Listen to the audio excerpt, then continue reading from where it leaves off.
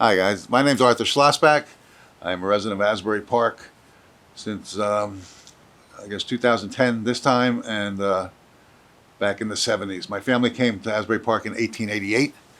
Um, we've been involved in this town since then. My first business when I went to Asbury Park High School as a senior in 1970 was a little boutique on Madison Avenue in the Savoy Theater building, which I'm glad is still there.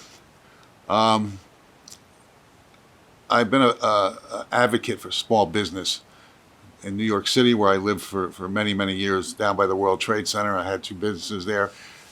On 9/11 in the red zone, I was closed for 9 weeks, and then for months after that, trying to get people to come back, which gives me a little experience in what's going to happen after this epidemic um, goes away, or whatever it does. People aren't just going to run back here and go, "Yay, we're here." They don't do that. They didn't do it in New York, and they're not going to do it here. We're going to have to pride them. We're going to have to entice them to come. But I think we can. It's a pretty resilient town. Asbury was a little different when I was a kid. It was more family friendly. I think we need to go that way a little more. I mean, it's nice now. I've been in the hospitality business for 30 years, and there's some great restaurants in town, but most of them are very expensive. Uh, and there really isn't anything that much on the boardwalk for families, so I think we have to work on that. Uh, Also, we have to work on the west side, especially the southwest quarter, where they put many townhouses and medium and low income housing projects over there, which is good. But the one thing they forgot to do, which government always forgets to do, is, well, they usually forget about schools, but we have plenty of schools, is food. There's no place for anybody to get any food over there. It's an $18 cab ride just um, from Springwood Avenue, where Kula Cafe is, to ShopRite and back. That's just, most of the people on the west side don't own cars. And I elected, I would definitely, one of my first things would be to get these developers to find some retail space. Well, they have some retail space. To use a retail space, find a grocery store. We don't need a supermarket, but at least a grocery store like the size of Super X for the people over there. I've been a small businessman since I was in Asbury Park High School in 1971. I started my first business. It was called the Den of Eden. It was a little boutique on Madison Avenue, right in the Savoy Theater building, when it was a theater, uh, up until today. I've had 14 of my own businesses. I am a mentor for the Small Business Administration SCORE program in Monmouth County, where I've had over 100 clients in the last, I guess I've been on it now 9 years. And that we talk to people that want to open a small business. We volunteer, or they have one and it's not doing good. I've worked with businesses. I mean, my hospitality is my real background, and e-commerce. I've had an e-commerce store that sells American-made specialty foods for 20 years now. So I'm big on retail, big on e-commerce, and but I've opened up a bowling alley for people. I've opened up hair salons, gyms, other than just restaurants and bakeries and cafes. And I'm the only one that would be on the board that has that kind of experience. I mean, some of them have had little businesses and they've worked for their family business. One of them, Eileen, worked as a manager for some bars and music clubs 40 years ago. And in small business, things change daily. Daily, weekly, monthly. Everything changes, especially with this epidemic. I mean, just look at one of the things they did was on the boardwalk. I got my daughter a job there, so I was finding out every day what was going on. And then when they first reopened, they let 300 people come on. You could put 300 people in this building and still have room. And they cost the city a lot of money. And I kept telling them what they should do, and they just didn't listen. I walked off the whole thing. It was 6,200 feet from Ocean Grove, the casino, to the Fisherman's parking lot, and then anywhere from 300 to 450 from the water line to the boardwalk.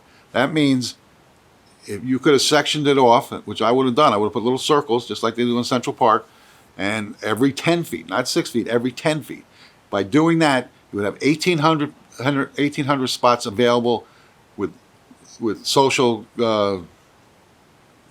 being socially connected, and that was just for one person in each one of those spots. If like normal on the beach, one part, not very many people go by themselves. It's all usually, I'd say, probably average of 4.5 people, especially with the families. That would have brought you up to having legally and by the EDC's recommendations, upwards of 6,000 people a day. We never got over 3,000 for the whole any day before that, and from years before, they used to get 8 to 12,000 people on a weekend. I mean, on a Saturday.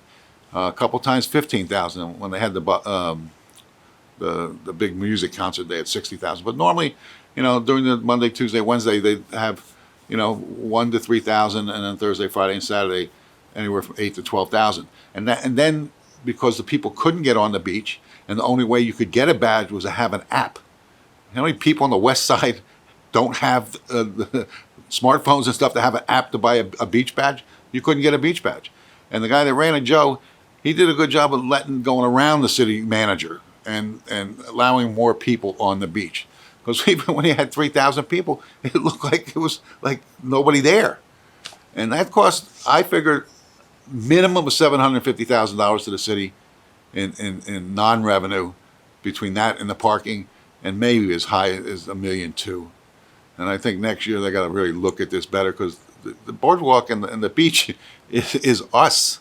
It's what we are. I know a lot of people don't want people coming, day trippers and coming, but that's what we are. We've been like that for over 100 years, and we're going to be like that thousands of years after we're all gone. It's there's 5,000 miles of ocean front on the east coast, and 5,000 or 6,000 on the west coast, and 330 million people in between, and they all want to come to the beach, and they're all going to come to the beach. And if you don't want them here, you shouldn't have bought your house in a town like Asbury Park, because it's a beach town, and it is one of the gems of beach towns in this country, if not the world, and can be.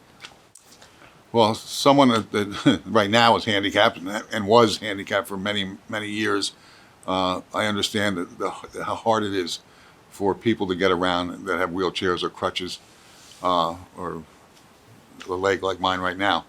The newer the city, the more has been put in for handicapped people. The older the city, like Asbury Park, the less. Even though we've made strides on the beach and places for it, it still needs more. I mean, the bicycle and the scooter thing, I mean, they're for the fun things, for the family and for people to get around town. They're not really for transportation. And I don't really realize why now they're not open. I mean, they should be open now. You're not going to get next to people on these things. We could do a shuttle program. Asbury is only 1.2 miles, so I think people would be better off health-wise if they walked. There's a lot of bicycle people, and that's good, but I don't think we have to start, a bus service from one end of town to the other. Maybe Madison Marquette would run one from the train station to the boardwalk, because that's, an iStar, because that's where they make their money and need people to come there. Well, being very involved in government after 9/11 in New York City, I was asked to be on the New York Police Department's auxiliary program, which I was on for 6 years. Then when I moved down here in 2010, one of the first things I did was come to City Hall and ask to talk to the chief of police at the time, and they have an auxiliary program, and he told me about the COP program that I had been a member of since 2011. Well, we're like a neighborhood watch, but we get trained better, and we go out on patrol in vehicles. It's a see and tell program, where we go around. If we see something, we call it into the regular police, and they show up. But it also, a lot of people in the town like the fact that citizens are watching out for themselves, for them, and we do that. So the need for a community group is, which they said they were starting, but I don't know whatever happened to it. I made an application to be on it. Is good, and I'd want to be on it. I think I can bring a lot to the table. Also, you can have a review board. A review board is totally different than what Amy Quinn and the mayor wanted to do with their committee. A review board is when someone does something wrong, you review what it did, or someone just did something, you review what they did. The one that I was talking about, that the city council, that's one before things happen. You get people to talk about it before it happens. So they're two different things, and I think we need both of them in town. And You know, after, this is going back a long way, after the July 4th incident in 1970, when I had my little business on Madison, I had the state police come to my parents' house, and they dragged me to Trenton to be on the committee to figure out why and what happened.